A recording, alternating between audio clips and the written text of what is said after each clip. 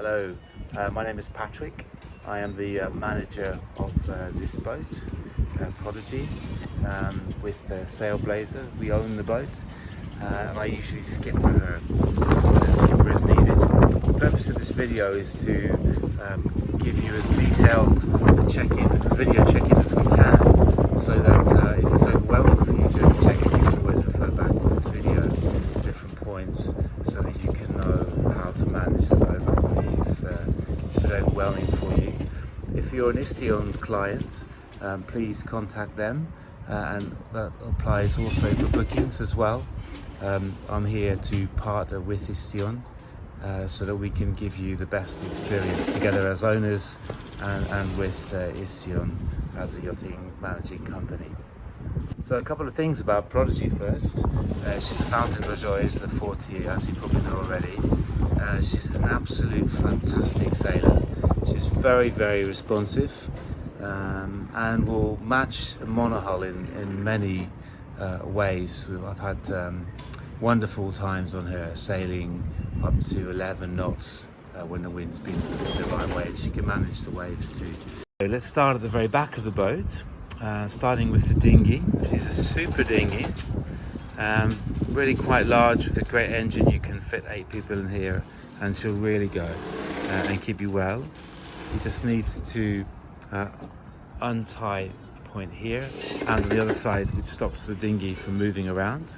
And you've got 2 davit levers there, and you can lower her slowly from one side and then the other. One person can do it if you want to, and then you can launch it quite easy.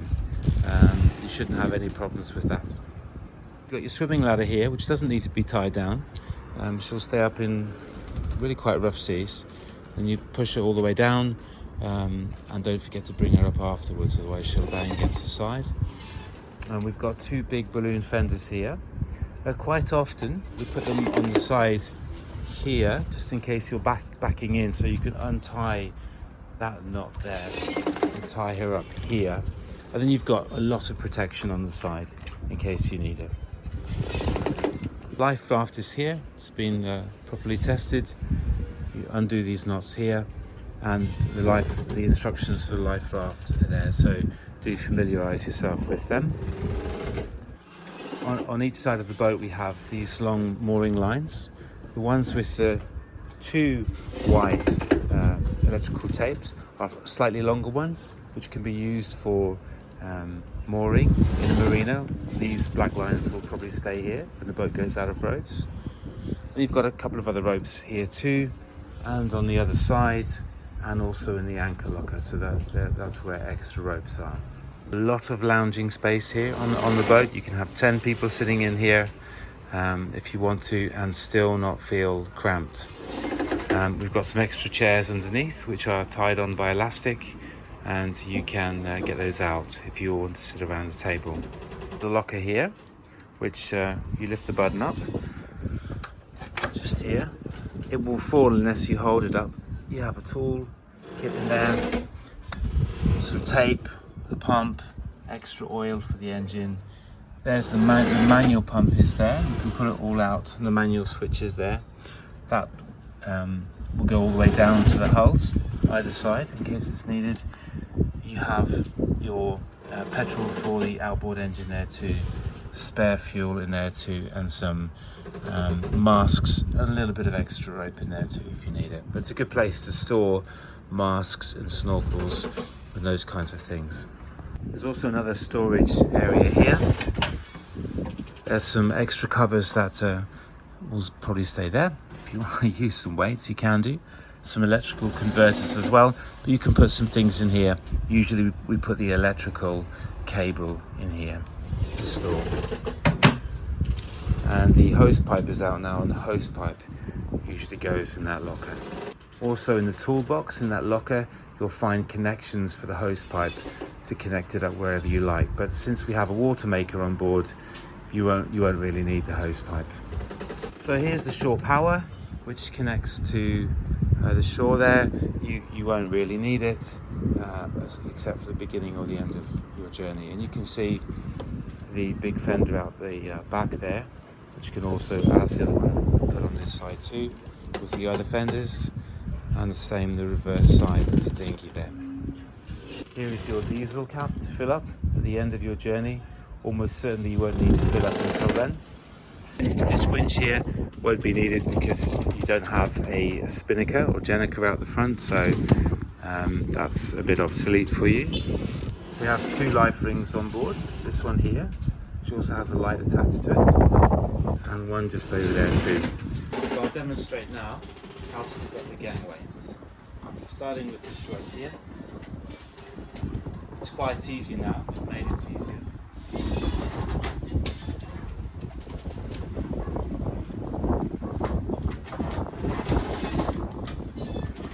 Pull up to about that angle. Just do a double knot here. Okay, so just now it comes out of the brake.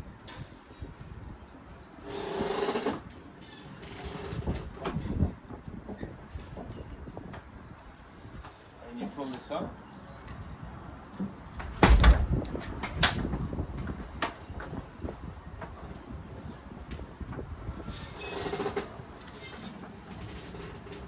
Take these ropes on the side like this, and this lever here goes in the hole there. Goes down.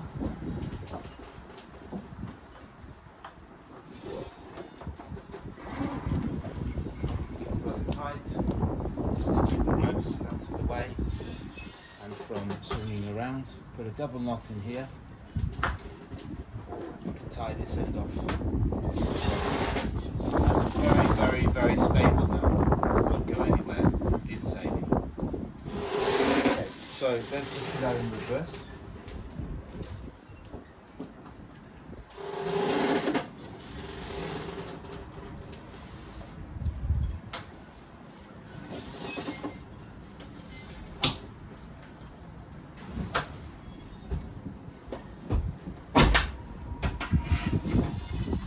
Sometimes it needs a little bit of force to get it out.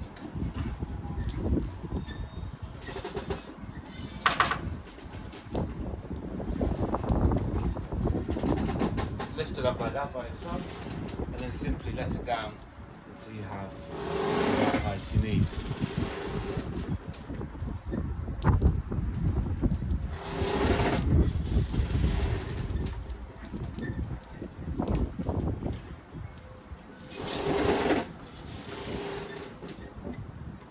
One thing to be careful of is to make sure that when you put the gangway down that it's overlapping the edge, because it's at a shallow angle and you can't stand on the edge without it falling in the water. So it's completely safe. Just make sure that when you use it, it's overlapping the edge. So if you're on a dock, you're backing in backwards onto another dock, it's a good idea to use spring lines as well to stop the back end moving. Like we have spring lines here and here. You can attach spring lines wherever, whichever dock you're on, so that the gangway is always overlapping. This is the cockpit shower. You can bring it out. As you can see, it says twist, so you twist it to turn it on to cold. You can twist it over here to get it a little warmer too. Once you're underway, you can put the security railings across the other side here and down there too. Sometimes they're a little bit fiddly and they need pulling a little stronger. So you've got an engine compartment on both sides, over here and over here. I'll show you this one because we have the Watermaker and the electrical power connection point there too. So you simply twist these and then you can lift it up. You should only need to go into here really if you need to turn the Watermaker on. So the Watermaker is very simple.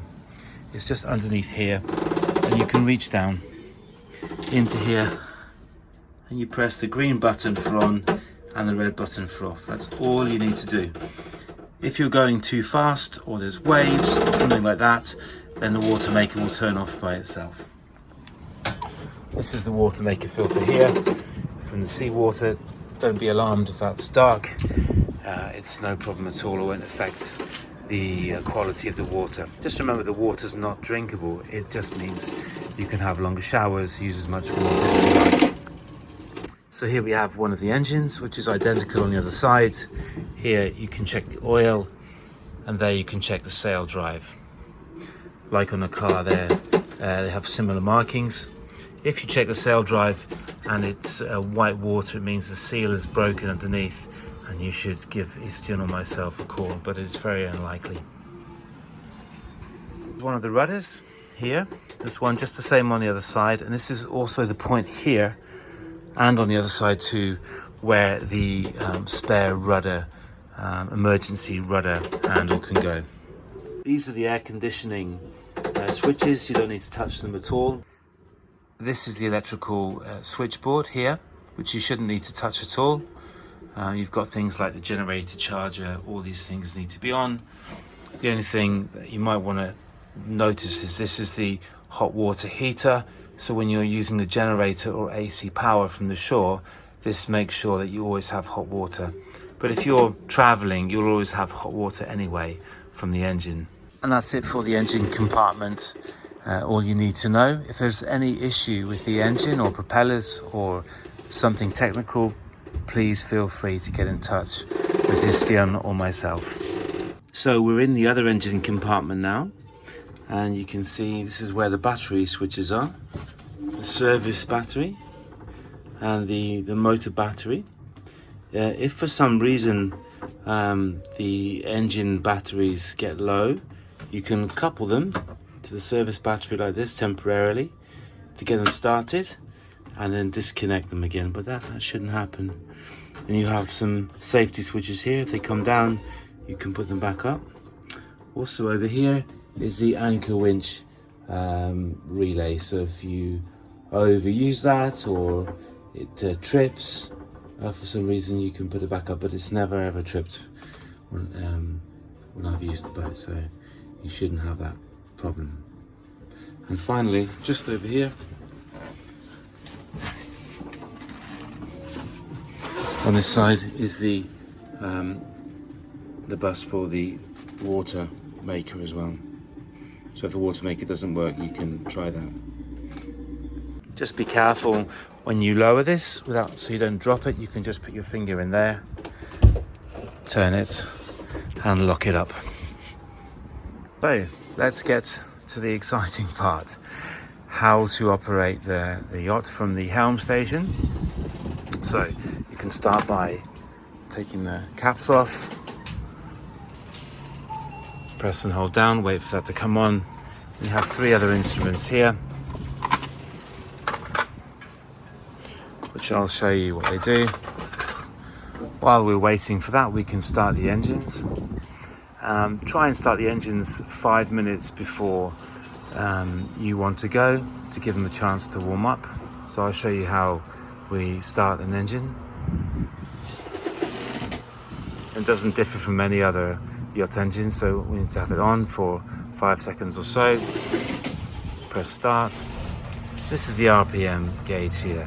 So for normal cruising, good cruising, you should be going about 2,200 RPM. You can go up to 2,400 if you need, but that's the maximum we'd ask you to go at. So once you've turned the engine on, do make sure that water is coming out, plenty of water is coming out, as you can see there for both sides. So your engine is just similar to any cat. So you've got this, you've got your neutral here, you've got a click point for slow forward, a click point for slow back, and the further you go, the more engine power you give to the propeller.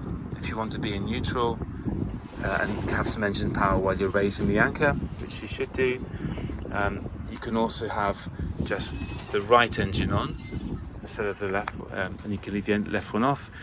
Press the button on the inside, move the lever forward so that you're generating some electrical power for the winch, which will use a lot of power. Do be careful when you use the anchor winch so that you're not pulling the boat forward from the anchor winch. So if there's any strain on the electrical winches, including this one, which I'll get to in a minute, it means that something is stuck, and you need to find out what that is. In a marina, when you want to position the boat, or take her in and out of the marina, as you probably know, we just use the engines to steer, like a tank, forward and backwards. We can get the boat to really turn much easier than a monohull. So the way we keep the rudder and the helm still, because it can spin around violently and cause mechanical damage, is with this highly piece of technical rope, which just comes down here. I'll tie it up, and then so it's simply tied around the top strut there in a very simple way. It's held there and there, and just tie that up when you're coming in and out of the marina or a tight space, and it will keep the steering wheel exactly where it needs to be, and then you can steer with the engine. So just keep this where it is, and you can steer with the engines. And to stop the engine, press stop, and then make sure this is off here. You'll know it's off because the display will disappear. Otherwise you'll get a beeping, which will be an alarm. So, onto the plotter. Here, you have this for your home. This is the nav chart here, so you can choose different kinds of maps. You can even have a 3D map here, and you can zoom in and out on the 3D map like that. You can also spin around. So this yacht has AIS, which means that all the other yachts that have AIS are identified here. Let's just go back to the standard map, and you can zoom in and out. There's a course there which I'll just delete. So you can see anywhere where you want to go. Say for example, if you want to go to Simi, which is a popular place, you can press this point here and it will tell you that you're 19.8 nautical miles away and the angle. So you can take your autopilot and use it as a heading to get you there. Back onto the other features of the plotter. So we're on charts here. Come to vessel. So the first one here gives you basic information about the boat. The water speed, so that's the little propeller going around underneath that gives you that. Your GPS position, your heading, your depth. You also have fuel here and fresh water and the water temperature, but you also have those elsewhere. Power, this will tell you, this tells you how your batteries are doing, but there's a better display for that. This one here, battery management, it's very, very, very good. So what happens is that you can see now that the green is charging, so your service battery is at 100%, and your motor battery is also, just come off for a minute there, it's going to come back to 100%. Now if I was to turn the power off, I'll show you what would happen. So you can see now I've turned the power off. We have a 9 amp load on the batteries, and they say 99%, but also this value here, 28 hours, 37 minutes. At this current load, that's how much time you have to use the battery before it gets to a critical state. When it gets down to about 60%, so if you stay overnight somewhere and you're not using the generator for air conditioning, possibly in the morning you might hear a beeping sound. That means it's gone down to about 11.6. The beeping sound will be from the battery inside here. All you need to do is to turn the generator on or the engines on to start charging the battery, nothing else. Please don't disconnect or turn off the independent VHF charger, but I'll show you about that in a minute. So a couple more features here. So you've got fuel, so you can see water and diesel. Also, the Watermaker will make water at about 100 litres an hour. There's a 500 litre tank. So always come back to the home, go to vessel, that's the autopilot, but everything is done from the autopilot here really. You can connect them if you like. This wind instrument is excellent. It can give a graph for the last 12 hours from the apparent wind angle, true wind angle, all kinds of things here. Please don't change the settings generally. Come back there and we can come to media. We can operate the media center from here, but I'll show you inside how that works. And the rest are not really important. So to turn the plotter off, you just hold that down and then it will go off. So on to the other instruments. This one here is our wind gauge, which can also be replicated over here. And our autopilot, because you have the standby button there. And this is the general systems information. So, first thing to note here on the wind gauge here is you've got apparent wind, what the boat feels, and true wind. Now they're the same because we're still at the moment. So this is the one you really need to take care of when you're sailing. And this gives you the angle as well to the wind. So of course when you put the sails up, the mainsail up, you need to be into wind.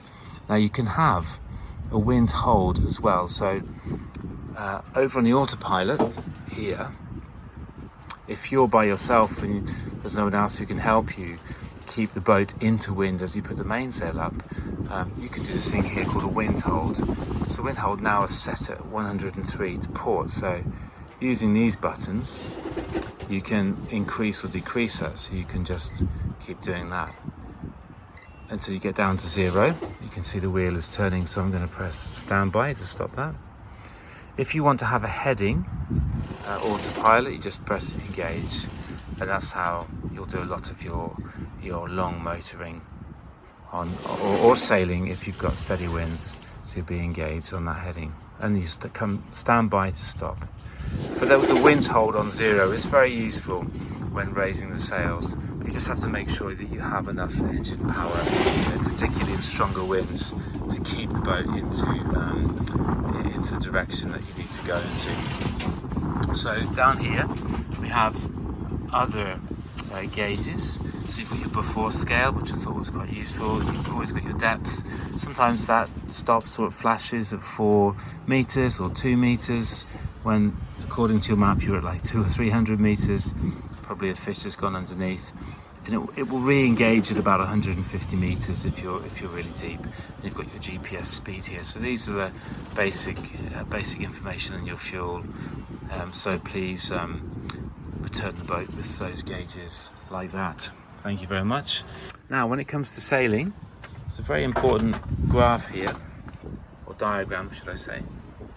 So this diagram shows how much sail area is allowed for certain kinds of wind and wind speed. So this one, beating and close reaching, basically is anything from 90 degrees forward. Okay, so that's when you're going against the weather, against the wind.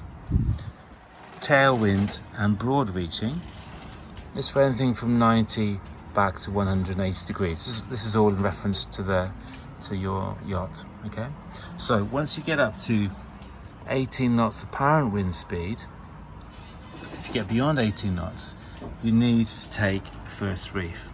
Okay, if the wind's already pretty strong, you might want to start in the first reef because it's much easier to take a first reef from the beginning than actually have to put one in. Don't worry, it's not that difficult, but I don't want to scare you or alarm you. What I mean is it's better to start off cautiously and then take the reefs out if you need to.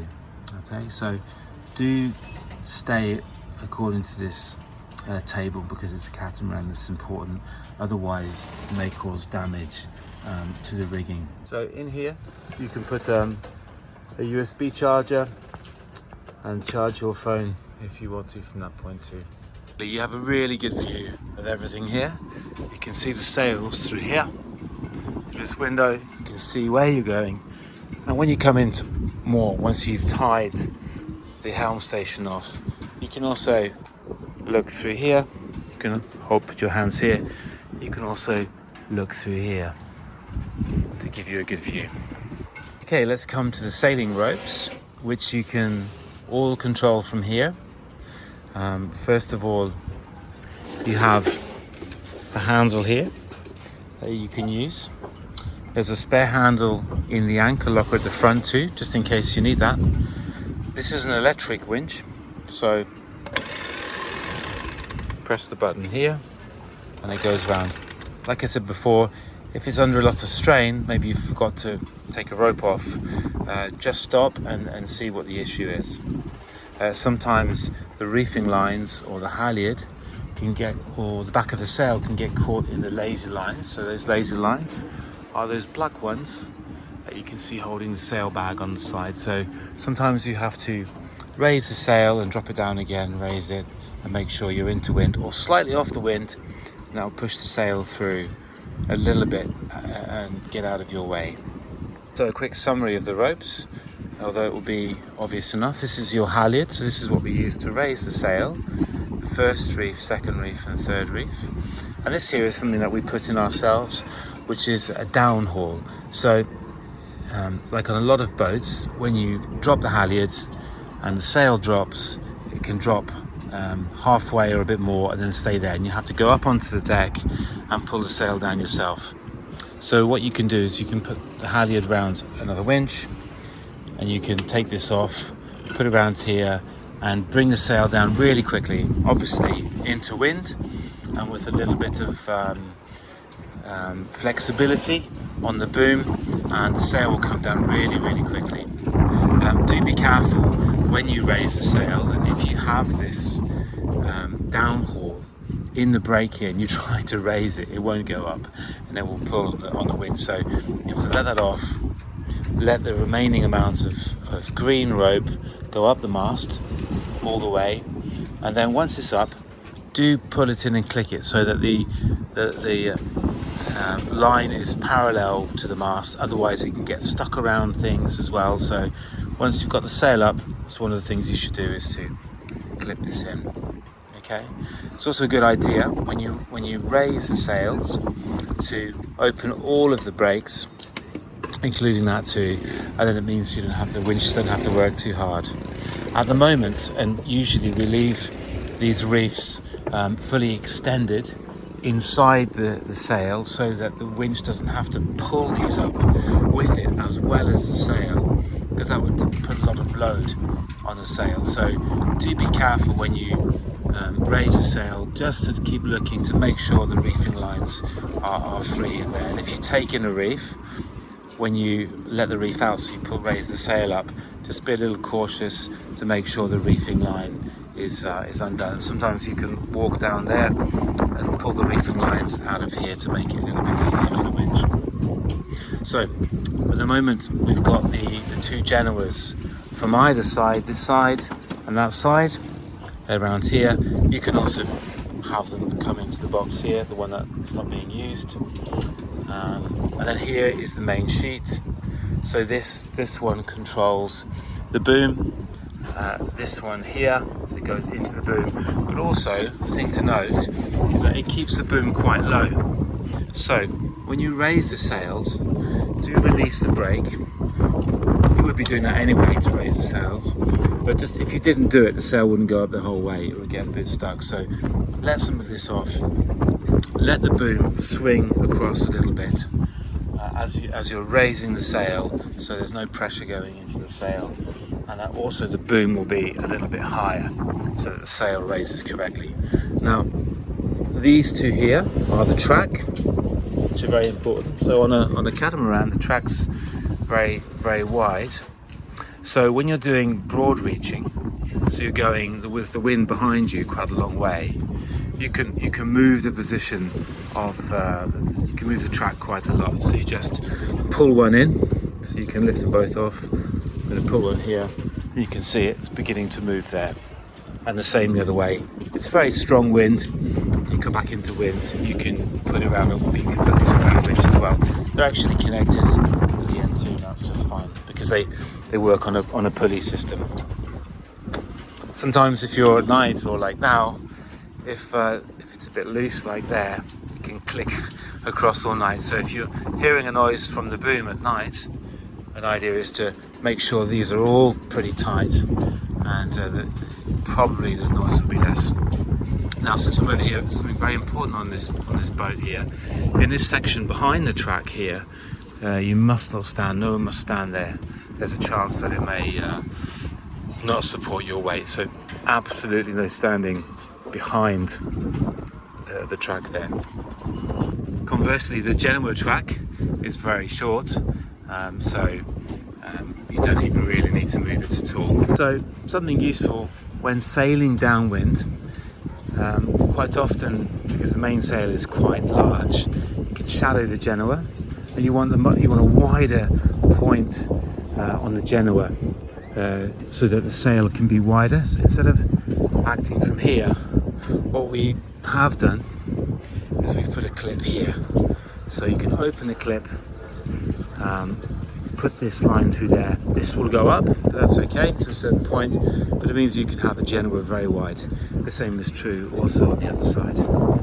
Now the Genoa furlong line is right there, and the brake is there, so you can undo that and put it around this winch or that winch as you're, perhaps this one, as you're winding the Genoa around. You can also pull this back on this winch to pull the Genoa in quickly if you need to, and release it from one of these. So up on top now, this is a nice sunshade. If you've got a lot of sun out, and it can stop people below in the saloon from getting blinded by the sun, you can also roll it up and feed it through here if you want to enjoy the direct sunlight. Now moving on to the Sailbag. Well, first of all, you'll notice here that we've tied the halyard to the downhaul here. So the downhaul of course stops this going up in quite a lot of wind like we have now, but it also keeps the sail bag and the top of the sail in position or from moving around. So it's quite a good little simple locking mechanism, because otherwise also, even if you were to pull this in, which we'll do now, you see, so that's what happens, it wants to begin to pull there. So that's why we take the extra bit of rope, pull it all the way through, tie it through here, and then it's really not going anywhere in any wind whatsoever. It's quite a very good sail raising mechanism. When you raise the halyard, so just make sure you've undone the knot, otherwise it won't go and you'll strain the winch. You'll see it has this little system here. So because it's a square top, this starts over here, but as it goes up, this part here hooks over here by itself, and it also comes off by itself. That's why it's there. Very, very good mechanism, and you can you'll see for yourselves. The sail goes up nicely. As I said before, sometimes the trailing edge of the sail, the last part of the sail, the back part of the sail, can get stuck on these lazy jack wires here. So you can just put the sail down a bit and try again. So other ropes to notice here. This one here, this black with yellow dots on it, this is the automatic reef for the first reef. So that means if you want to use the first reef, you don't need to come up to this point in order to use the first reef. You just raise the halyard to almost all the way, except for less than 1.5 2 meters, and you pull this in on the winch, and you'll see the back end pull in and the front end pull in as well, so you'll be tight here. That means you don't need to come up here. If you need to use the second reef or the third reef, then you've got these two here, these two lines. They undo and they go through the appropriate point on the sail, which will have, so you have to feed that through. Once you've raised the sail to the appropriate height, whether it's a second or third reef, this goes all the way through. So this will be the third reef, because you'll have quite a lot of sail that's already gathered here. So it comes out like this. then this one will be for the second reef. But sometimes it's a little hard to get through, so don't be afraid just to use this for the second or third reef. So I put it through here, which I'll do now. Let's imagine that is one of these rings, which is here, which are of this size. I've pulled it through, and then what I do is I open this clip here and clip it onto there. So this becomes the point where the sail at the bottom of the mast is held firmly. Okay, so that it just pulls open like that, and then this part goes into there, and that closes again, clips into place, just like this here, will clip into place. So this here is the Genoa, so don't touch it, it's set, so that's the Genoa halyard. This is the Spinnaker halyard, which we don't have, so don't touch it. This here is for the Eastern flag here, and as I'll show you later, we have the Turkish flag, because if you sail near to the coast and in Turkish water, you should really put the Turkish flag up here. This is for one of the laser jacks on this side. This is for the topping lift, which keeps the boom up now. You can see it all the way at the back with the Greek flag on it, and that's held here too. There's no winch here, so if you want to raise it, you just have to pull it. It's not that heavy. There are also steps that you can tread on if you need to get up a little bit higher up the mast to control the sail. So this zips all the way back. Make sure it's completely open before you raise the sails, and it just sits there, and then you can once you've undone this and you've undone that, you can then go straight down and do everything from the helm station. You don't need to be up here again, unless you want to put in a second or third reef from the beginning. If you have a sup, this is a really great place to put it. There's a rope there that you can use. You can put that rope through here, and then you can tie it across to there. It's absolutely perfect place to put the sup. Your boat hook is also up there too, so you're good to go. And once again, do not step beyond this line here. It won't hold your weight. Okay, so coming forward, you'll notice we have 4 fenders out the sides, all because they're quite heavy. We've tied them around the stanchions here. So 1, 2 there, 3 and 4. They should suit you for any needs. They also have clips on the bottom, so when you lift them up, you can clip them onto the side. This is how you can store fenders. They just stay here, and then you put this clip on the lower ring for all of the fenders, both this side and on the port side, and it's a great way to store them out of the way and to release them when you need to use them. Before you drop them in the water, you can just clip them there, so there's not so the clip is not dangling down too much, free. And then holding on to this part before you drop the fender, because it's quite heavy, you're taking the weight of that fall instead of the stanchion. So moving forward, you have the bathroom hatches here and here. You can open the hatches. This is the forward cabin. You can also open it from here. Do make sure the side windows, in particular the front, are closed, because in any kind of weather conditions, water can get in. You have the skipper's cabin here.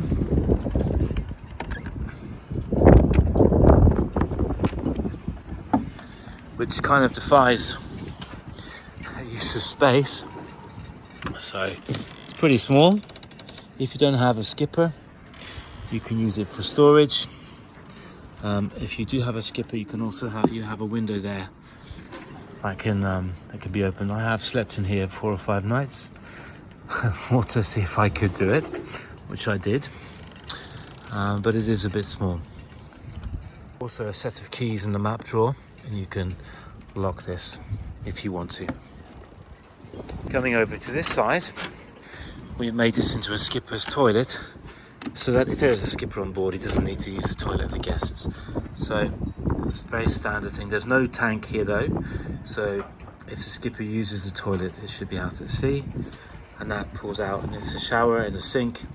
It's a little bit of a hard climb in and out, but it is useful, and it can be used for a store area too.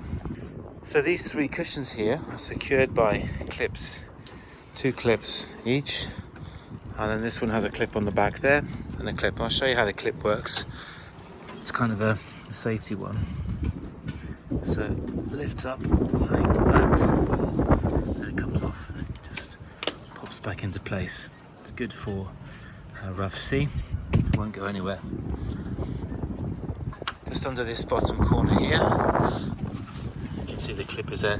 There's where the water input is if you ever need it, and that would clip back in place. So to operate the anchor and get into the anchor locker, where the generator also is, and the gas bottle if you need to change it, you take this off. Be careful it doesn't fly away. In strong winds maybe you'll need someone to sit on it. We turn this lever to that point and lift it up.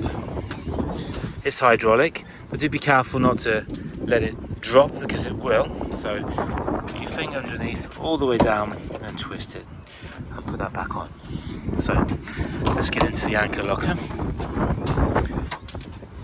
So here we have our 2 long lines as well, 50 meters each if you want to long line out somewhere. A couple of spare fenders, there's a spare anchor underneath there, chain, a couple of spare ropes. You also have here the spare handle, which is also used to release the chain in emergency. And we operate the anchor from this hand device here, simple up and down, and I'll show you how it works. You need to have the right engine on, sorry, at least, otherwise it won't work. You'll see now that this system here is holding the weight of the anchor, not the anchor winch as well. So once you've anchored, you've let all the chain out that you need to, do put this on. This clips and unclips from here. So now I would just put this, I'll pull this up a bit. So now the anchor winch has that, and this clip is loose. I take it off, it does come off like that, and then once you've anchored, put that back on and let a bit of the anchor chain out from the winch, so that takes the strain on the anchor winch at night. So the anchor is pretty simple. Down. There are colours on the anchor, so once you get just to red, that's 10 meters, red and white 20, then it's yellow, and then yellow and white for it. So there's a marking every 10 meters. There's 80 meters of chain here, and do notice also, and then when you bring the anchor back up, do look out and please don't bang it in, just little presses, make sure the anchor's all the way in, and then you can put the security across like I showed you before, and then you can be on your way. The anchor is a rocker anchor, so you can see it has a roll bar across the top. That means that the anchor has a much better chance of digging in and not ending up on its back. So that if the anchor drops like that, it would roll across this way as you put it back slowly and dig in. Do always check your anchoring. It's always better to sleep at night and know that you have checked it and it's all well. When you don't have your rear secured and you just want to swing around on the anchor, to save the anchor chain hitting any of the hulls as you swing around, we have a thing called a bridle. So the bridle, you would let the anchor out, make sure that the anchor is grabbing and it's holding, and you've tested it, you've pulled back with the engines, and you know your anchor is held. And what you would do is you would put this on. This is the bridle attached to both sides of the bow here. You'd attach this on.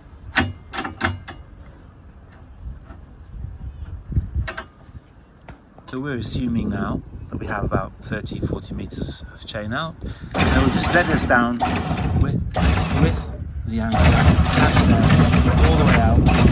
I keep letting it go probably for about 5 to 7, 8 meters. And then what I will see is the two sides of the bridle. I will come forward here once I've left 7 or 8 meters out and make sure that it's the bridle that's taking the weight of the chain and not the anchor winch. So the way to test that would be this here would be very flexible, and then I know that this chain at this point is not taking the weight of the rest of the chain going into the sea, into the anchor.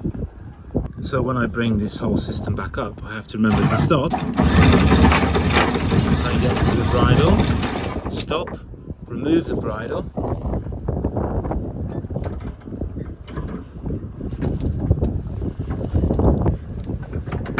put it back in place, and then bring the anchor up, nice and slowly, put the security back on again, and then we're ready to leave. I have my generator, which you wouldn't ever need to come and operate because it's all operated on the inside. You've got water pumps in there. This is for the generator, extra rope, an extra gas cylinder. The gas is in here, the gas bottle. So if you need to change it, this is where you do. And there's a tester for leaking up there. This is sealed in there. There's also a switch for the gas on the inside by the cooker as well. This is a seawater here. And that's all you really need to know in here. Okay, going inside, if the door is locked, you can see it's locked there. Just put the key in there, just a quarter turn, and it unlocks. Also, the door may go to this point here, and then it won't come out anymore. So the way to unlock that is up here. And then from the inside, you can open, and you can also lock here on the inside. This window too opens to, also clicks somewhere around. You can open there, but it will be sliding, but it will stop around there somewhere. Now that's locked into place if you want to have a bit of air there, or back there. These windows, these curtains close, these come down if you so wish. So let's start over here. So you have your VHF here, which will turn on. You have a speaker here too. 71 is the marina in Rhodes, 12 is the General Coast Guard, and you can look for others, of course, channel 16 as well, which you can press that and go straight to it. Transmissions on the side here. So that's that. So behind here you have lots of navionic systems, which I've just unscrewed. So if you hear beeping at night, you haven't put the generator on and so on, it might be that this is too low, because there's a battery behind here that independently keeps the VHF going, which is required by law. So if you shouldn't really turn them off, but if you can't figure anything else to do at the moment, you can turn them off temporarily, put the generator or the engines on to charge a battery, and then put them back on again. Please don't touch anything else behind here because it's all set up. So the rest of the things here, so here, this is where we would keep the papers of the boat. There are maps here, maps of all the local areas here that you'll be sailing, one of the Ionian too. Other maps, you've got the Port Pilot here, which is really, really useful if you don't know the area. I really encourage you to study it. Binoculars, torches, an extra speaker. Here are some playing cards. And probably the most important thing on the boat is this little thing here. So you've got 3 storage areas on the ground here. So you've got in here, over there, and where I'm standing just there. You can also use that for the floorboards where in the cabins too, to lift them up if you need to. So to connect your phone via Bluetooth to this device, turn the power on. First of all, you have to make this discoverable. if you've not been connected. So you press that, it says please wait. A couple of phones here, so you can take them off, but you can see right here it says discoverable. So press that, and then you'll be able to see and connect to it. You press this, so this is the interior speakers here, and exterior. At the moment they're set together. You can press in here. Now I've only got the interior speakers I'm working on, and the exterior speakers, or I can put them together again. That's all you really need to know. There are many power supply points around the boat. So you've got one here, 220. You've got one over here, and you'll find that this cable will be over there. So if you want to, say, sit here and work on your laptop and not drag a line across there, you can plug into there, put your cable there, and no one needs to trip over your wire here. But for that power to work at 220 volts, you either need to be plugged into shore power, or the inverter be on, or the generator be on, and we'll get to that now. So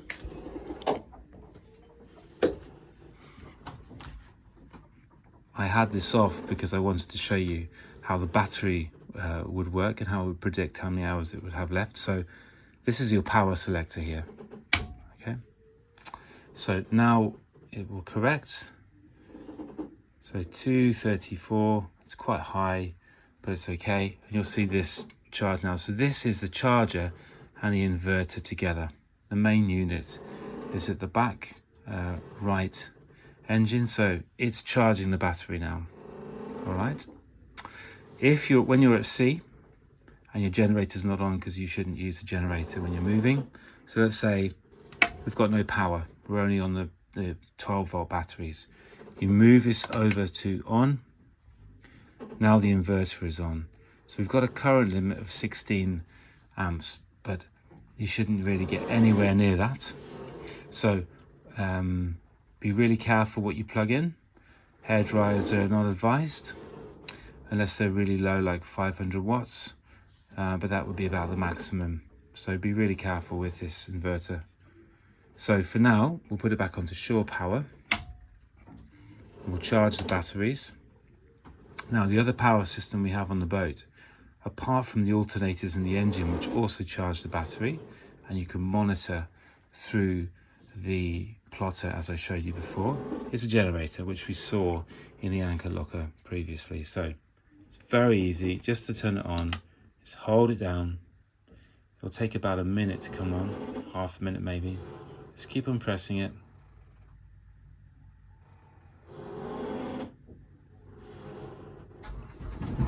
Now you can hear it's come on.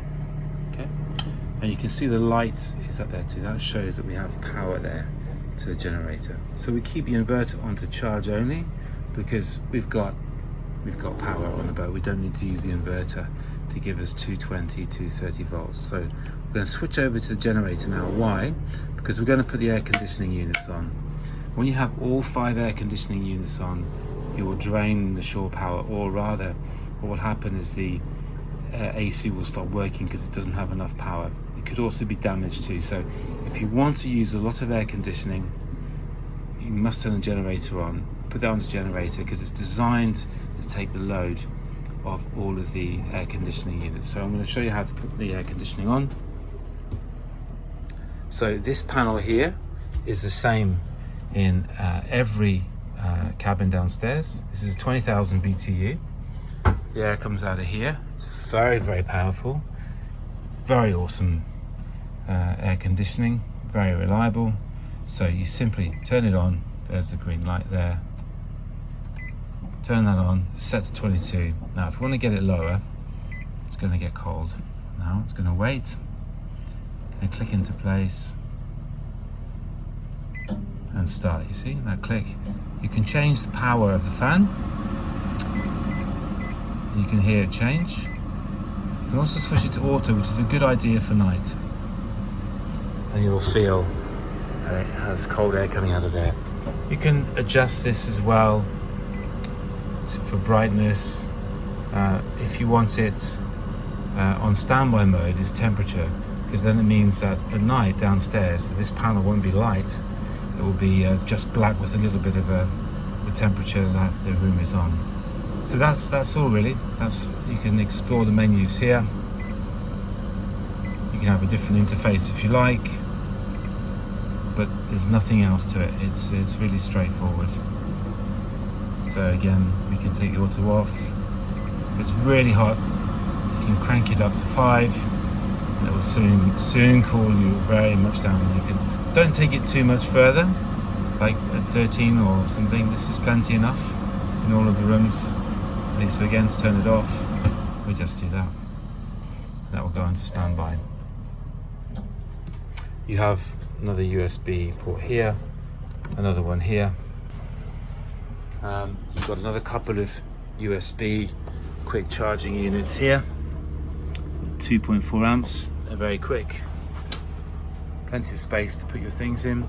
Now these windows here, when you've got rough sea and the sea's coming up through here, do make sure that all of them are clipped into place. Otherwise, you'll have a bit of a flood here. When they're all clipped into place on both sides, then you can be sure that you won't get wet. All your things down here will get wet. This thing here probably won't be here when you come on board. It might be in the skipper toilet cabin, but this table goes down. You undo the levers there, it goes down, and that goes in place, and it makes this into a big bed if you wanted to sleep here. We have a big fridge on board, so we've got one shelf here, and there are bits there that you can use to put into place if you want to. And you've got another fridge there. You've got some settings here, so we're maximum setting at the moment. That's the lower setting. Best to keep it on a maximum. Sometimes by mistake what happens is that as you open the door you can turn it off. That's often happened to me, and I've seen that the fridge is off, so check the blue lights on.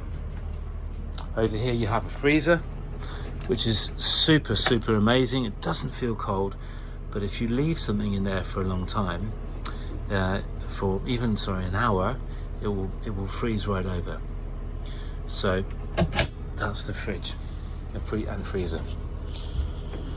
So let's turn the generator off. Enough of that. So it's super easy. Stop, wait till it's gone off, and we go back onto shore power, and there we are. So let's come up to the panels here.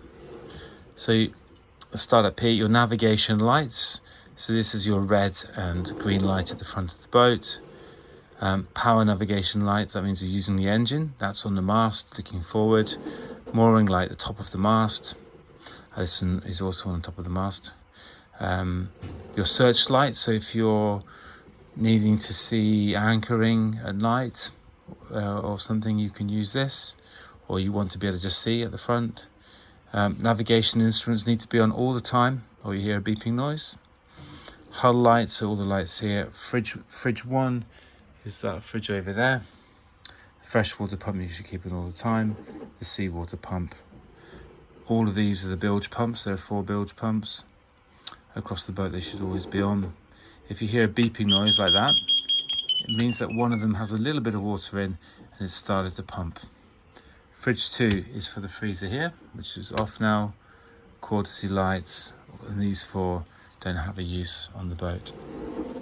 For fuses and so on, there's some fuses under here in that section. There we have also in that section there are the harnesses, safety harnesses. In here are extra safety things like extra lights, a bit of engine oil, some things that we use to clean the boat, spares that you won't need. In here we have the first aid kit too. There's a Turkish flag in there that you'll need if you go into Turkish waters.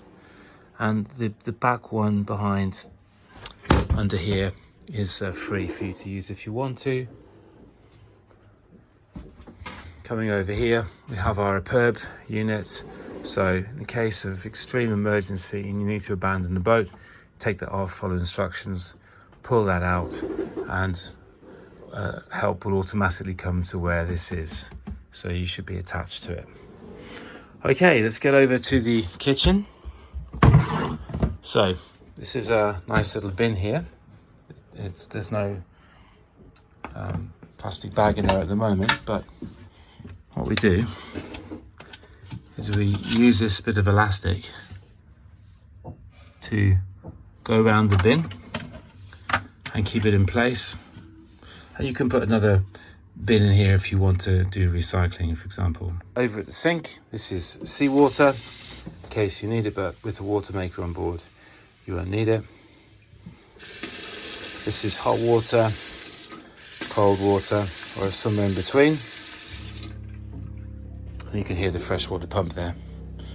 So you have also a lot of things here, saucepans, frying pans and so on. This is the gas, so you can also turn the gas off here. When you come on board, these will all be here too, so knives, forks and spoons, other cutlery in here that you can use. And there'll be a selection of different things that will be in here too for you to use. Over here you've got glasses, cups, coffee makers. These percolators are great at making espresso coffee. And we come to the gas system. So I'm going to use 2 hands here. So you've got a ring, 3 rings here. You rotate that, push that down, press this. If that isn't working, you can also use a fire lighter. We've turned the gas off now, so that's not going to come on. But at the moment, it's very easy. Just make sure you turn it back up there to close for all these 3 rings. We also have an espresso maker, which can be plugged into there, and either the inverter's on or you have shore power, so you can use that. And you have an oven in here as well. Again, you just press that down, press the ignition, hold it in, and watch to make sure the gas is alight. You have places here that you can store food or bottles. You can also store food here and here. And we'll come into the starboard side now. So it's a little dark at the moment, so we can turn the light on here. You have a cupboard here where you can hang up clothes. There's a fire extinguisher here, and one the same the other side in the other cupboard. And in the case of an engine fire, a very unlikely event, under here there's the hole that you would put the nozzle so you don't have to go into the engine compartment. So now we're here, got a very nice and very comfy double bed here, plenty of space on the side. Let's turn the lights on, 2 different kinds of lights, that one, and LED lights here. So you've got a window here on the side, which is the same for every cabin. Do make sure this window is properly closed. It's a little difficult to close when you get underway. And then you've got another window here. This window now is set to let no light in. You can also do that for mosquitoes because they are around. But to open them, it's locked now, you see. So you can unlock them, twist, push up, and you can also twist that to make it harder or softer, so it stays in place. And you can leave it like that to keep the mosquitoes out if you like, or close it. But do close it in heavy weather. And if you want to lock, again, you can lock so, but then someone wouldn't be able to come in here if there was an emergency or you got locked out. So moving on to the lights. Other lights, you can pull these across here. So these lights, these little reading lights, are fantastic. Have 2 settings, and they also have USB sockets here and here.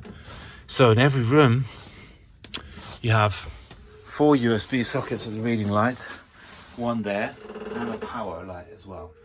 So there's plenty of choice for charging your needs. This is the air conditioning, curtains, a hook there. And close the door, it locks like that too. Another space here for your things, and also a drawer here. So it's not a boat for big suitcases unless you use the living room to store those. And even if you put them in the anchor locker, there's not a lot of space and they would get wet there too.